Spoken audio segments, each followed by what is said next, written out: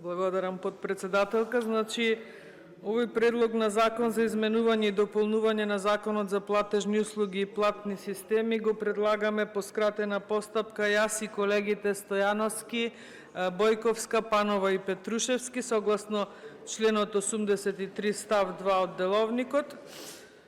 Имено за што се работи, целта е да се обезбеди сигурна и успешна имплементација на два многу важни системи. Тоа е електронскиот систем за присилна наплата и единствениот регистар на сметки. Според постоечкиот закон, овие два система требаше да започнат со работа најдоцна до крајот на оваа 2025 година, но очигледно нивната реализација е сложена и бара прво техничко усогласување помеѓу различни институции, второ изработка на сигурна IT инфраструктура, трето интеграција со други регистри и системи и четврто правна усогласеност со постоечките правила.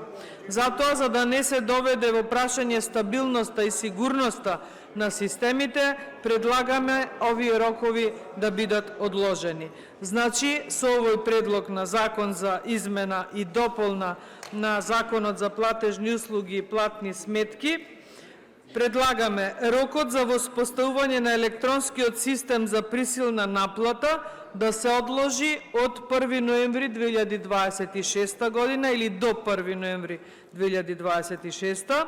Понатаму, почетокот на примената на електронската присилна наплата да се помести за 1 ноември 2027 година.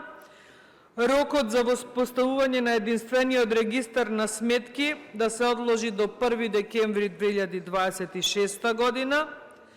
Примената на одредбите поврзани со користење информации од регистарот да започне најдоцна до 1 мај 2027 година и меѓу останатото со ова предлог законско решение вршиме и технички корекции во два члена од постоечкиот закон кои што немаат никаква суштинска промена или влијание врз содржината на постоечкиот. Морам да нагласам, со овој закон не се предвидуваат дополнителни трошоци за буџетот на државата, ниту пак се воведуваат нови финансиски обврски за институциите или за други субјекти.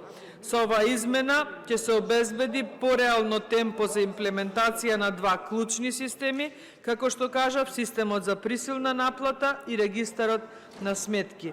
Ваквиот пристап ќе гарантира техничка издржаност, правна сигурност и поголема доверба и на граѓаните и на институциите во системот. Се надевам дека е доволно за да ве уведам сите колеги пратеници и од власта и од опозицијата да го поддржите овој наш предлог. Благодарам.